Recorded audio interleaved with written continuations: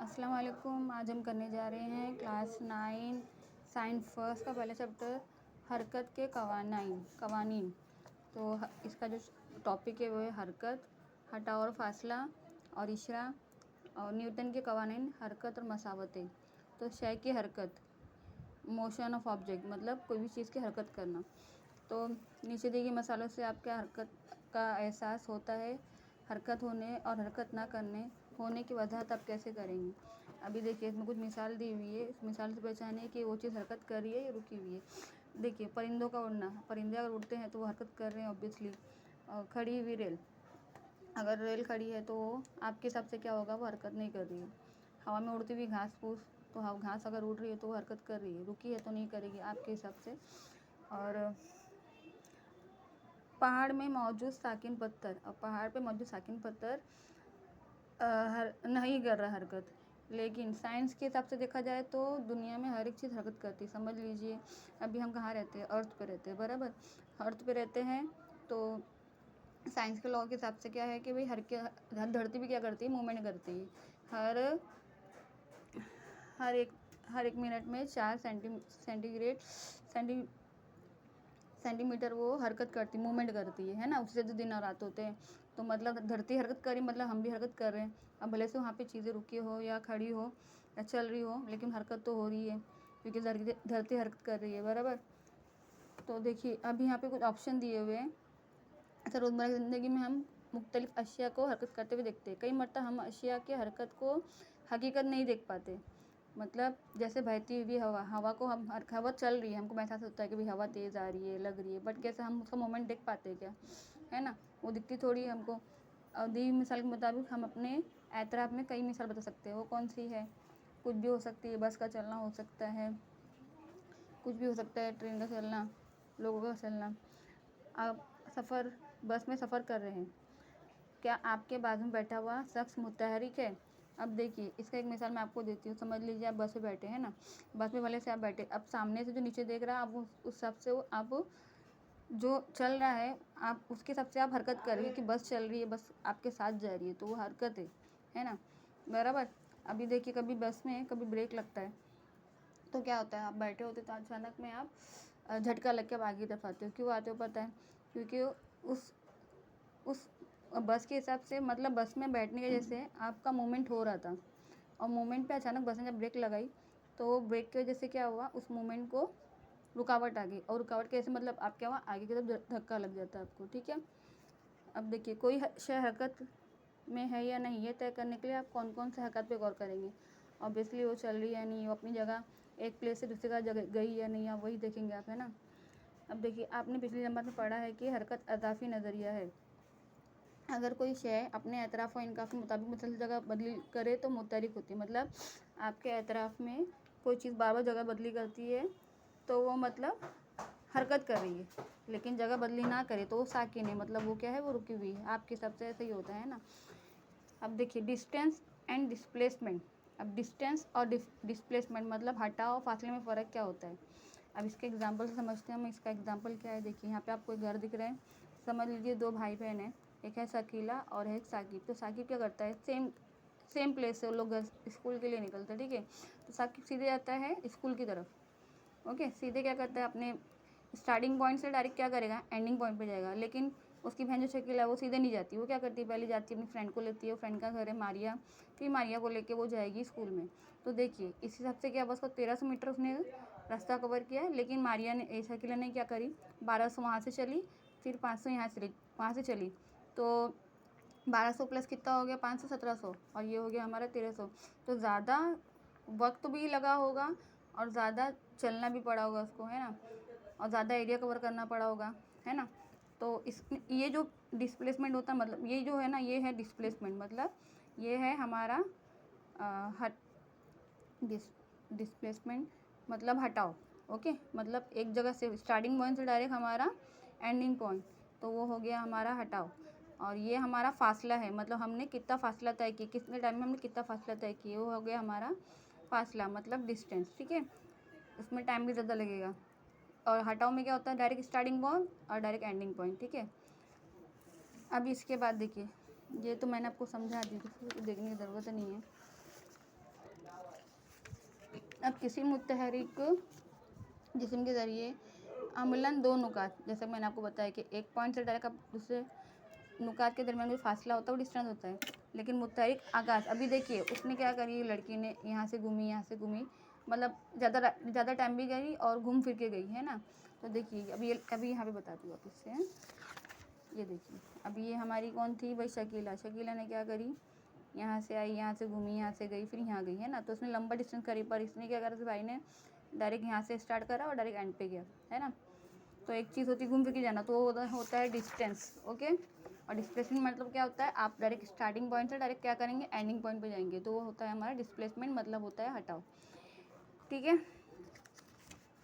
अब इसमें देखिए आयशा जो है रोज़ाना सुबह के टाइम पे क्या करती है, 100 मीटर तक के निफ्ट दायरे वाले मैदान में, है ना, चक्कर लगाती है। अब दायरे में अगर आपने स्टार्टिंग पॉइंट से स्टार्ट किया, यहाँ से स्टार्ट किया और राउंड मारा आपने पूरा, ऑफिस से आके इधर पे गए, तो आपका डिस्प्लेसमेंट हुआ ही नहीं, है ना, क्योंकि आपने स्टार्टिंग यहीं से किया, एंडिंग भी यहीं से किया, तो डिस्प्लेसमेंट नहीं हुआ। डिस्टेंस हो सकता है, मतलब आपने ऐसा राउंड मारा तो उसमें इतना एरिया गया या टाइम गया, उसको डिस्टेंस बोलेंगे, पर डिस्प्लेसमेंट ज़ीरो होगा, ठीक है। समझ में आ रहा है आपको, डिस्प्लेसमेंट क्या होगा, ज़ीरो होगा। अभी देखिए, अभी ये फासला और हटाओ, अभी इस गाड़ी को देखिए, इसका गाड़ी का स्टार्टिंग पॉइंट कहाँ था, यहाँ था, क्यू से इसने क्या करा, यहाँ तक पी तक गई, हो ना, है ना। तो ये हो गया इसका डिस्प्लेसमेंट, पर उसने क्या करी, फिर रिटर्न में वापस आ गई, तो डिस्प्लेसमेंट क्या हो जाएगा, ज़ीरो। लेकिन डिस्टेंस माना जाएगा, मतलब यहाँ से यहाँ तक कितना एरिया कवर करे और फिर से रिटर्न आने में कितना एरिया कवर करे, तो वो डिस्टेंस माना जाएगा, पर डिस्प्लेसमेंट नहीं होगा। मतलब एक पॉइंट से वापस रिटर्न में वही पॉइंट पाएंगे ना, तो डिस्प्लेसमेंट ज़ीरो होगा, ठीक है। अभी देखिए, एक होता है हमारा चाल, एक होता है हमारा रफ्तार, एक होता है हमारा स्पीड, एक होता है हमारा वेलोसिटी, है ना। तो जो सिमटी मिकदार होती है, मतलब एक सिमत से चलना, एक ही डायरेक्शन से चलना, घूमना नहीं फिरना नहीं। एक होता है गैर सिमती, मतलब यहाँ पे गए, फिर यहाँ से गए, फिर एक शॉर्टकट मारे फ्रेंड, मतलब डबल टिबल एरिया कवर करते गए, तो हो गया स्केलर यानी गैर सिमती, ठीक है। अभी फासला मतलब डिस्टेंस हुआ, इस नाम को अच्छे से आप याद करते हुए चले, बुक में लिखते चले, बहुत ज़रूरी वर्ड्स है, बहुत ज़रूरी है ये, ठीक है। इसका फुल फॉर्म, इसका शॉर्ट फॉर्म तो याद करते चले। देखिए, चाल मतलब होता है हमारा स्पीड, रफ्तार होता है हमारा वेलोसिटी, और वक्त होता है हमारा टाइम, हटा होता है हमारा डिस्प्लेसमेंट, ठीक है। सिमती और गैर सिमती मिकदार कहलाता है। अब एक चाल का फॉर्मूला है, इसको आपको याद करना पड़ेगा। ये चाल का फॉर्मूला है, तो क्या होता है, कुल तय करदा फासला और कुल दरकार वक्त, मतलब कितना उसने फासला तय किया, कितना उसने फासला तय किया, तो चाल मालूम करने के लिए हमको ये, और कितना टाइम लगा, ठीक है। रफ्तार के लिए क्या है, एक पॉइंट से गए, सेकंड लास्ट पॉइंट में गए डायरेक्टली, तो वो हो गया हमारा हटाओ। बीच में गई, घूमे फिरे नहीं, डायरेक्टली एक वन पॉइंट से डायरेक्ट एंडिंग पॉइंट तक, ठीक है, ओके। अभी देखिए, इसको नापने की क्वांटिटी क्या रहती है, वो देखिए, जो चाल और रफ्तार की इकाई जो होती है वो क्या होती है, एक होता है MKS निज़ाम होता है, एक होता है CGS निज़ाम। तो MKS मतलब होता है मीटर, के मतलब होता है किलोमीटर पर सेकेंड, आई थिंक किलोमीटर पर सेकेंड, CGS सेंटीमीटर ग्राम पर सेकेंड, ठीक है। अभी चाल का ताल्लुक फासले से है, जब रफ्तार का हटाओ से होता है, मतलब चाल डिपेंड होती है फासले के ऊपर, और जब रफ्तार डिपेंड होती है किस पर, हटाओ पर, ठीक है। हटाओ मतलब मैंने बताई थी ना आपको, वेलोसिटी। हरकत ख़त्म मुस्तकीम पे हो तो चाल और रफ्तार की कदरें यकसा होगी, वरना अलग अलग हो सकती है। मतलब एक ही लाइन पे गए, अगर हरकत करते हुए चाल और रफ्तार दोनों की जो भी होगा मोमेंट एक ही होगी, लेकिन अगर अलग अलग भी हो सकती है, अगर अलग चेंज करिए डायरेक्शन, तो इकाई वक्त पर हटाओ को रफ्तार कहते हैं, ठीक है। अब देखिए, पिछले पेज में हमने शकीला और मारिया के बारे में पढ़ा था कि उसने 500 मीटर का फासला तय किया। मारिया के घर और स्कूल से ख़त्म मुस्लिम फासला 1200 था, है ना, और शकील ने अपने डायरेक्ट स्कूल किया तो कितना हुआ था, 1300। फर्स्ट कीजिए, शकीला और मारिया के पास जाने के लिए 5 मिनट लगे, समझ लो कि वहाँ तक जाने के लिए उसको कितना मिनट लगा, 5 मिनट, और मारिया के घर से स्कूल जाने तक कितना लगा, 24 मिनट, है ना, कितना लगा, 24 मिनट। तो देखिए, अब इस क्वेश्चन को आपको सॉल्व करने के लिए बोल रहे हैं, आप समझ लीजिए 5 मिनट लगा, और जो उसने 5 मिनट में कितना मीटर तय करी, 500 मीटर, है ना। तो 5 का 5, 5 का 5, जिधर उधर आ गया, 100 मीटर फी मिनट, क्या हो गया, 100 मीटर फी मिनट हो गया। मतलब 1 मिनट में उसने 100 मीटर का एरिया कवर करी। 5 मीटर में 500 हुआ, तो ऑब्वियसली ये 100 मीटर 1 मिनट में ही होगा, है ना। अभी देखिए, फिर फासला वक्त का फॉर्मूला आया कि कितना फासला लगा, कितना वक्त गया। तो देखिए 1200 लिए हमने, फिर 24 मिनट लगा, एक में क्या लगा 24 मिनट लगा। किसको? शकीला की राह में बी तक जाते वक्त चाल जो थी इसकी। तो देखिए 12 का 12 हो गया, ये 100 बन जाएगा, समझ लीजिए 12 का 12 हो गया और ये 100 बन जाएगा, है ना। और अच्छा 12 का 12, फिर 12 दूनी 24 हो गया ना, 2 1 का 2, 2 पंजे 10, तो 0, 50 मीटर फी मिनट हो गया हमारा। फिर शकीला की औसत रफ्तार, तो कितना सब मिला के कितना एरिया कवर होते थे 1300 ना, और उसको समझ लो टाइम कितना लगा 29 मिनट, है ना। उसको कितना 1700 मीटर लगा और 29 मिनट लगा। तो देखो 17 के पहाड़ में 29 आता है क्या? नहीं आता है ना, इसको अलग पेज पे डिवाइड कर दे। तो चलिए देखिए अभी ये नंबर देखिए, इसका टेबल बना, इसको डिवाइड में है ना तो टेबल बनाना पड़ेगा। तो देखिए इसमें मैं आपको एक ट्रिक बताती हूँ टेबल बनाने की। टेबल कैसे बनाया जाएगा, देखिए ये 2 का टेबल लिखना है आपको एक साइड में, और एक साइड में लिखना है 9 का टेबल, बराबर। ये हो गया 2 9 29, बराबर। फिर ये 8 हुआ, 4 + 1 5 हो गया हमारा, 7 का 7 हो गया, 6 + 2 हमारा हो गया 8, 6 का 6 लिखा, 8 में 3 मिलाए तो हो गया हमारा 11। फर्स्ट इसका जो सेकंड होता है इसको फर्स्ट से ना प्लस करना रहता है, ठीक है। ये 5 हो गया हमारा, ये 5 हो गया हमारा, 4 में 0 मिला तो 4 हो गया, 1 का 1 हो गया, फिर ये 4 हो गया हमारा, फिर 5 + 2 हमारा हो गया 7, ये 1 का 1 हो गया, फिर ये 3 हो गया, फिर 6 + 4 10, 10 का 0, 1 ऊपर गया, 1 1 हमारा हो गया 2। देखिए 2 का 2, 7 + 6 6 + 6 12 + 13 13 का 1 1 कैरी गया, तो ये 2 232, ठीक है। आपको समझ में आ गया टेबल। अभी देखो मुझको है ना 1700 से डिवाइड करना है, किससे करना है डिवाइड, 1700 डिवाइड करना है ना 1700 से। तो इसको क्या करेंगे, देखो 29 के में 170 आता है क्या, देखिए 170 आता है, कहीं नहीं आ रहा है ना 170, उससे कम कौन सा नंबर आ रहा है 145 आ रहा है। कितना टाइम में आ रहा है 5 टाइम में आ रहा है, तो 145 लेंगे, माइनस कर देंगे, 10 में से 5 गया हमारा, 5 बचा, और ये 6 में से 4 गया तो 2 बचा, 1 में से बन गया तो 0 हो गया, ओके। अब 0 ही बचा है तो 250, अभी देखो 250 आ रहा है, कहीं भी आ रहा है, नहीं आ रहा है, 232 आ रहा है, कितने टाइम में आ रहा है 232 8 टाइम में आ रहा है, बराबर। तो इसको माइनस करेंगे, तो 10 में से 2 गया 8, ये हमारा हो गया 4 में से 3 गया तो 1, 2 में से 2 गया 0। अब यहाँ पॉइंट लगाएंगे तो यहाँ 0 पड़ेगा। 180 आ रहा है क्या, देखो 180 आ रहा है, 180 भी नहीं आ रहा है ना। 180 से कम कौन सा नंबर आ रहा है हमको कौन सा मिल रहा है 180 से कम, हमारा मिल रहा है 174। कितने टाइम में आ रहा है 174, 6 टाइम में आ रहा है, बराबर। हमने पॉइंट लगाया था तो ये 6 टाइम में आ रहा है 174। अब इसको माइनस करेंगे तो 10 में से 4 गया तो 6 बचा, 7 में से 7 गया 0 बचा, 1 में से 1 गया 0 बचा। मैं पॉइंट का 0 बढ़ेगा, 60 आ रहा है क्या, नहीं आ रहा है, फिर से मतलब ये नंबर लेंथी ये बढ़ता जाएगा, बढ़ता है तो एक पॉइंट के बाद में ना हम इसको छोड़ देंगे। मतलब क्या हो गया हमारा 586, देखिए 586 लिख के छोड़ देने का मतलब बढ़ता ही जाएगा। तो 586 लिख के छोड़ देना है कि 58 मीटर 0.6 फी मिनट के हिसाब से वो चली है, ठीक है। अभी ये 29 को भी फिर हमको 1300 से काफ़ी से करना है मल्टीप्लाई, ठीक है। तो देखिए 29 हो गया हमारा, ये हमारा हो गया 1300 हो गया।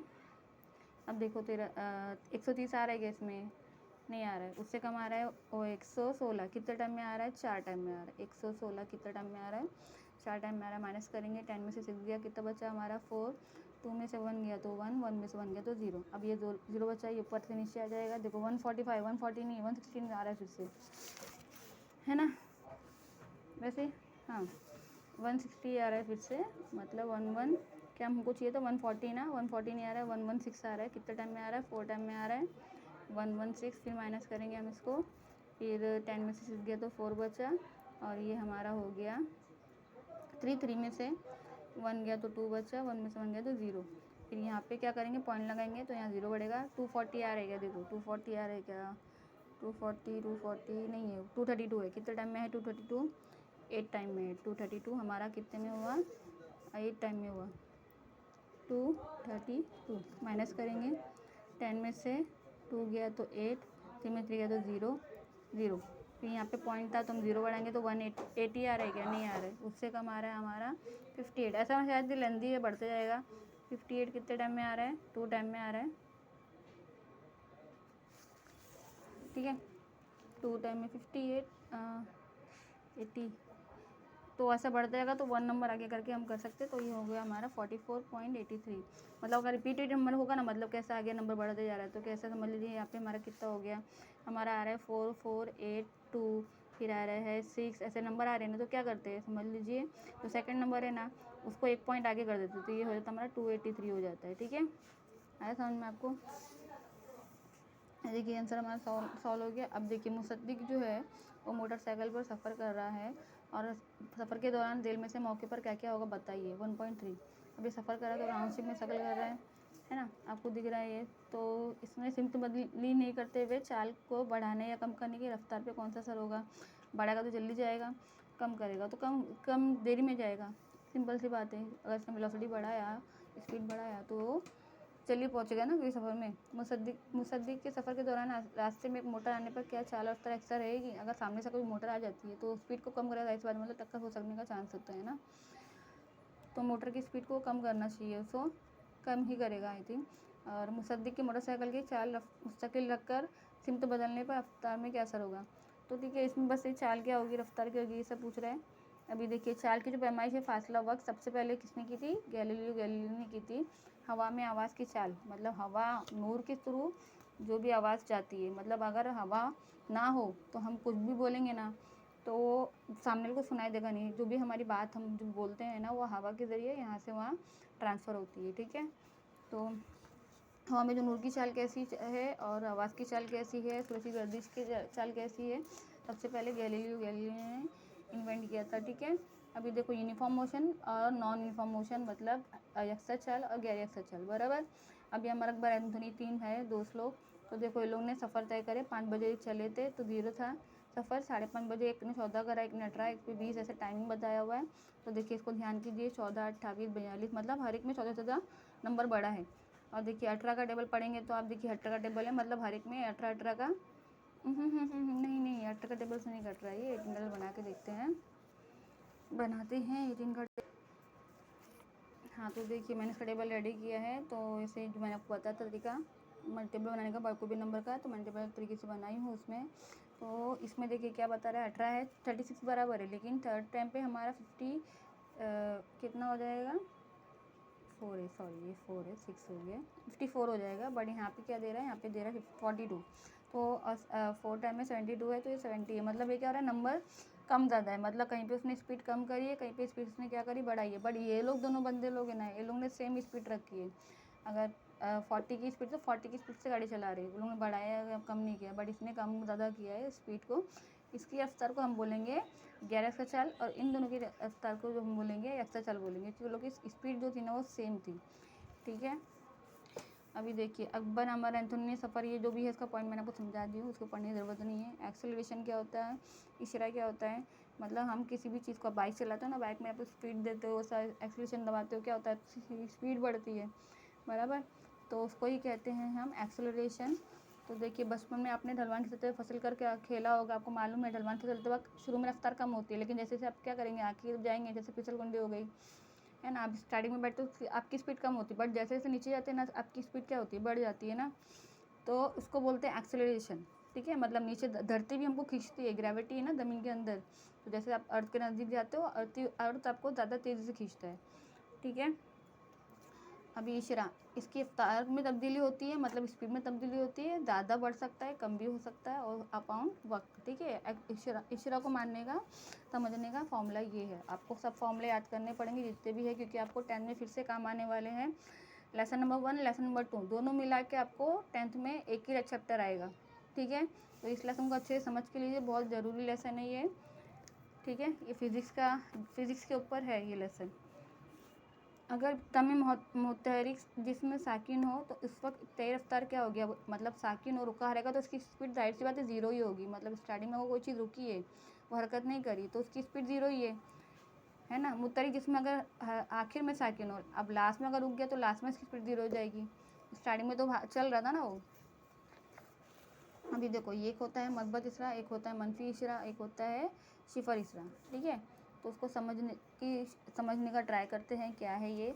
देखिए किसी जिस्म की शरह मस्बत या मनफी हो सकती है ना। स्पीड क्या होती है, मस्बत भी हो सकती है या मनफी भी हो सकती है। समझ लीजिए आप अगर एक दो दोस्त है, एक दुबला है एक पतला है, तो क्या होगा अगर वो उसको पुश करेगा तो जाहिर सी बात है मोटा इंसान की जो ताकत है ज़्यादा लगेगी। मोटे इंसान की जो ताकत है वो ज़्यादा लगेगी बराबर, और पतला इंसान आगे की तरफ जाएगा अगर वो धक्का दिया तो प्लस में आ गया। और क्या अक्षरा हो गई भाई, हाँ, और मनफी इशारा क्या हो गई, अपोजिट में जाना, उल्टी तरफ में। और सिफर मतलब वो चीज़ हरकत ही नहीं करना, मूवमेंट नहीं करना। भाई आप कोई बाल्टी है उसको आप उठाएंगे तो आप इजीली उसको हरकत कर लेंगे, लेकिन एक कबाड़ है तो नहीं होगा ना, तो वो सिफर इशारा कहलाएगी, समझ लीजिए हिसाब से, ठीक है। ऐसे इसके अपोजिट डायरेक्शन में हरकत करना। अभी फिर से पढ़ती हूँ मैं इसको, देखिए किसी जिस्म का इशारा मस्बत मनफी हो सकता है। जब किसी जिस्म की रफ्तार में इजाफा होता है, बढ़ती है कोई स्पीड, तो वो मस्बत इशारा कहलाता है। और उसमें किस सिमत में जा रही है वो भी मैटर करता है, ठीक है। जब किसी रफ्तार में कमी होती है तो मनफी है, मतलब उसकी स्पीड जितनी थी स्टार्टिंग में उससे कम हो गया तो वो हो गया माइनस, ठीक है, उसको मनफी इशारा बोलते हैं। और स्पीड बढ़ी नहीं, ना कम हुई ना ज़्यादा हुई, तो वो होता है हमारा इशारा जो होता है सिफर हो जाता है, ठीक है। ये ग्राफ है, ग्राफ ऐसे एग्जाम में आता नहीं है तो उसको करने की शायद ज़रूरत नहीं है, सब ग्राफ के क्वेश्चन है, इस पर ज़्यादा कुछ ग्राफ पे क्वेश्चन आते नहीं है, ठीक है। हाँ, मसावत का आपको समझ, मसावत इसमें 3 मसावतें हैं, बहुत ज़रूरी है, वो आपको याद करनी पड़ेगी, ठीक है। ये देखिए 3 मसावत है, ये 3 मसावतें हैं, इसको आप याद करनी पड़ेगी। तो रफ्तार, जब आपको रफ्तार मालूम करना है इसके लिए क्या होगा, वेलोसिटी लगती है ना, वेलोसिटी मतलब रफ्तार होता है जिसका वक्त से ताल्लुक होता है, तो उसका फॉर्मूला क्या है, v=u+at बराबर। और आपको हटाव मालूम करना है, मतलब डिस्प्लेसमेंट, देखिए हटाव है ना, हटाव है, हटाव को हम क्या बोलते थे, डिस्प्लेसमेंट, लेकिन देखो किससे रिप्रेजेंट कर रहे हैं उसको, एस से, है ना, तो उनके नाम भी आप याद करते हुए चले, ठीक है। अब ये हटाव और रफ्तार की ताल्लुक से याद करना है आपको। अब रफ्तार, वेलोसिटी मतलब वेलोसिटी, रफ्तार मतलब वेलोसिटी, तो वेलोसिटी को हम क्या लिखते हैं, वी लिखते हैं बराबर। डिस्प्लेसमेंट को हम क्या लिखते हैं, एस लिखते हैं, ओके। अब देखिए यहाँ पे यू है, यहाँ पे टी है, यहाँ पे यू है, यहाँ वी है, यहाँ टी है, तो देखिए इसमें लिखा हुआ भी बाकायदा, इसको ध्यान दीजिए। किसी भी जिस्म की आप स्टार्टिंग की स्पीड, किसी भी जिस्म की स्टार्टिंग की स्पीड, इब्तदाई स्पीड, और किसी भी जिस्म की लास्ट में, आखिरी में जो स्पीड होगी, स्टार्टिंग को बोलेंगे यू, आपके लिए बहुत ज़रूरी है, इसको अच्छे से याद कीजिए। स्टार्टिंग की जो स्पीड होती है उसको यू बोलते हैं, और एंडिंग की जो स्पीड होती है उसको वी बोलते हैं। टाइप ऑफ टाइम आपको तो पता ही है इसके बारे में, ठीक है। इसका फॉर्मूला कैसा बनता है, V U minus V upon T, ये इसका फॉर्मूला है, ठीक है। तो इसका कुछ ग्राफ वगैरह दिया हुआ है समझने के लिए कि वी कहाँ पे जा रहा है भाई, देखिए बी ई, अभी बी ई कहाँ है हमारा, ये बी है, यहाँ से ई है ना, equal to by A B, A B कहाँ है हमारा, ए बी यहाँ है, और ए ई, देखिए यहाँ से लेके यहाँ तक के पॉइंट में 2 पार्ट हो गए, एक हो गया ए बी, एक हो गया ए ई बराबर। अभी देखिए वेलोसिटी कैसा नापा जा रहा है, सी डी का है हमारा, देखिए सी डी, और ये सेकंड होगा हमारा ओ डी, है ना बराबर। तो देखिए सी डी जो है हमारा, देखिए इसमें क्या लिखा है, सी डी रफ्तार है ना, और सी डी तो उसको रिप्रेजेंट किया जा रहा है ए टी से, एक्सेलरेशन, और ओ डी क्या है हमारा, ओ डी को हमको क्या बोल रहे हैं, यू, मतलब स्टार्टिंग की जो भी इसकी स्पीड थी वो है हमारा ओ डी। तो ये फॉर्मूला इस तरह से बन गया, velocity upon is equal to u+at, ये हमारा पहला फॉर्मूला, पहली मसावत है, ओके। अभी इसी के हिसाब से, मतलब सब फॉर्मूले हैं, आपको बस फॉर्मूले पे ध्यान देना है, क्या फॉर्मूला है उसका। सेकंड फॉर्मूला है हमारा S equal to by U T plus 1/2। आपको ये याद करना बहुत ज़रूरी है क्योंकि आपको 10th में फिर से आने वाला है ये फॉर्मूला, ठीक है, तो उसको अच्छे से याद कीजिए, बहुत ज़रूरी है तीनों फार्मूले। न्यूटन का लॉ ज़रूरी है, तीनों लॉ, और ये, ठीक है। सब जो फर्स्ट चैप्टर है वो दोनों को मिला के, फर्स्ट और सेकंड को मिला के है, ओके। हटाव की रफ्तार के ताल्लुक ज़ाहिर करने वाली मसावत। अब ये थर्ड मसावत क्या है हमारी, v equal to by U plus 2as। अगर मैं ज़्यादा उसकी डिटेलिंग बताऊँगी तो बहुत वीडियो लंबा हो जाएगा, ओके। अभी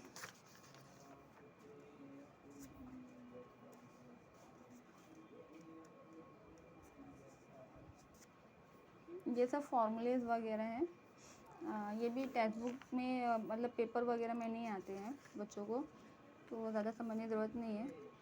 अगर आपको समझना है तो आप कमेंट्स में लिखिए, मैं आपको समझा दूँगी, कोई दिक्कत नहीं है। बट मुझे लग रहा है वीडियो बहुत ज़्यादा लेंथी हो गया है ऐसे में, तो मैं क्वेश्चन आंसर कराने पे ज़्यादा जोर दूँगी।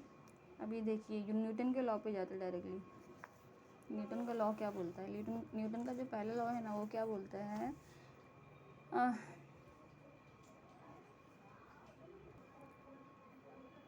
देखिए ये क्या बोल रहा है भाई, एक ग्लास में रेत लीजिए, एक ग्लास लीजिए जिसमें रेत रखिए और इस ग्लास की दफ्ती रखिए, मतलब उसके ऊपर से एक पुट्टा रख दीजिए और उसके ऊपर रखिए 5 का सिक्का और दफ्ती पर उंगली के नाखून से, मतलब आप क्या करो, उंगली के नाखून से इसको ज़रब लगाओ। तो क्या होगा, जो पुट्टा है ज़रब लगाओ या खींचो तो क्या होगा, जो उस पर जो 5 रुपया है वो नीचे की तरफ गिरेगा या फिर आपकी जो घसीट होगी उसको तो उसकी तरफ जाएगा। आपको क्या लगता है?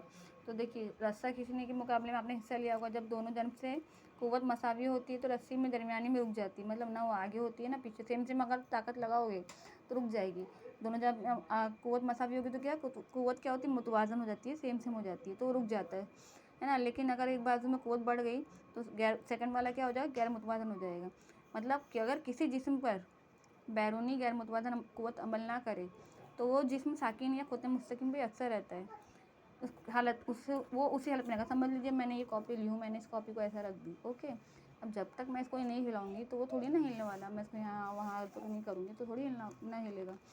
तो वही बोल रहा है, अगर किसी जिस्म पर कोई बैरूनी ताकत अगर फोर्स नहीं लगाती है ना, ताकत नहीं लगाती है ना, तब तक वो बॉडी वहीं पे रहेगी, वो हिलेगी नहीं, ओके। जब तक कोई अनबैलेंस फोर्स पीछे से इसको फोर्स ना करे, ओके। अगर किसी जिस्म पर खत मुस्तकीम पर, चलिए सेकंड पे जाते डायरेक्टली। मयार हरकत, मोमेंटम। अब मोमेंटम का भी कुछ रूल है, वो आपको समझा देती हूँ मैं। मयार हरकत का कद्र और सिमत दोनों में होते हैं, मतलब कद्र होना चाहिए और सिमत भी, डायरेक्शन भी ज़रूरी है। मयार हरकत की सिमत रफ्तार होती है, ठीक है। MKS निज़ाम में लिखा जाता है, किलोमीटर पर सेकेंड ऐसा कुछ समथिंग रहता है ये, किलोमीटर, हाँ देखिए किलोमीटर पर सेकेंड है। और CGS मतलब सेंटीमीटर ग्राम पर सेकेंड, ठीक है।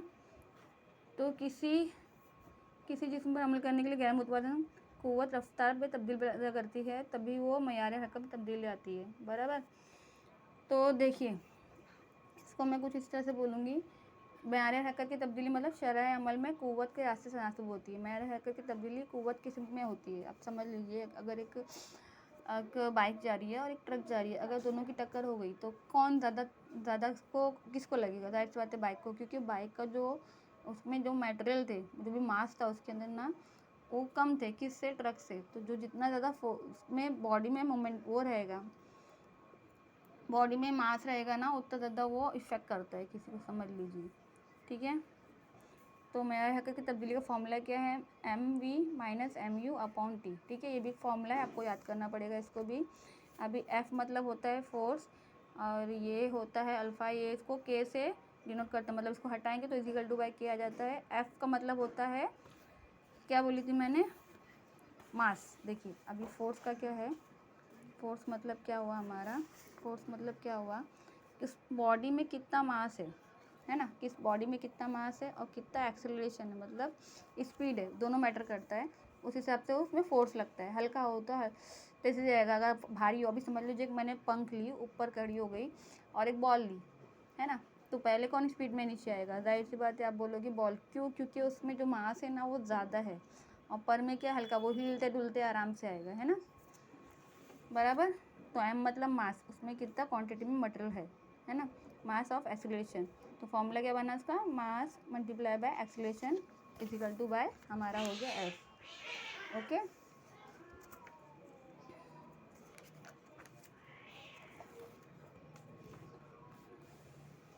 अभी न्यूटन जी का तीसरा लॉ भी तो था, हाँ तीसरा लॉ तो हमारा इधर पे, हाँ तीसरा लॉ नहीं, पहले हम ये समझा देते, वो तो 2 लॉ हो गए हमारे। न्यूटन 1 किलोग्राम कमियत वाले जिस्म में 1 मीटर पर सेकेंड इशारा का पैदा करने वाली कुव्वत को 1 न्यूटन बोलते हैं। मतलब अगर किसी बॉडी में 1 किलोग्राम है कमियत मतलब मास है, तो उसमें जो भी एक्सेलरेशन लगे, वेलोसिटी लगेगी ना, वो कहलाती है 1 न्यूटन। 1 किलोग्राम पे 1 न्यूटन होता है, ठीक है, इसको ध्यान रखिए। 1 न्यूटन मतलब 1 किलोग्राम मल्टीप्लाई बाय 1 मीटर पर सेकेंड। CGS में क्या होगा, इसको बोलेंगे डाइन। डाइन जो होता है छोटा यूनिट होता है, मतलब ग्राम में होता है। 1 किलो मतलब 1000 और 1 ग्राम मतलब का छोटा यूनिट, मतलब 1 पार्ट उसका, सिर्फ 1%। और मीटर हो गया तो 100 मीटर होता है, शायद 100 सेंटीमीटर होता है तो हमारा 1 मीटर होता है, तो ये 1 सेंटीमीटर, ठीक है, इसका छोटा यूनिट को बोलते हैं हम डाइन, ओके। अभी न्यूटन का हमारा क्या है, तीसरा लॉ। देखिए, हर कुव्वत का अमल मसावी असर करता है। मतलब समझ लीजिए, अगर मुझे गुस्सा आया, आपके फ्रेंड को आप पे गुस्सा आया, या आपको उसके फ्रेंड पे गुस्सा आया, आपने एकदम कस के उसको चमाड़ा मार दिया, तो जितना तेज़ में उसके गाल पे लगेगा ना, उतना ही तेज़ में आपका हाथ भी झनझनाएगा, इतना स्पीड में आप उसको मारोगे।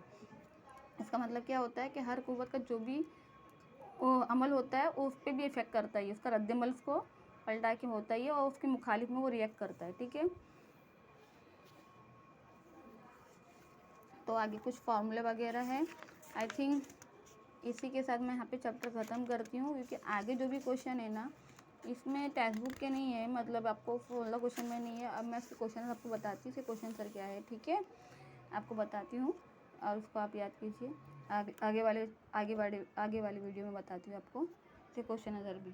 ठीक है, अगर आपको मेरा चैनल अच्छा लगे तो इसको लाइक कीजिए, सब्सक्राइब कीजिए।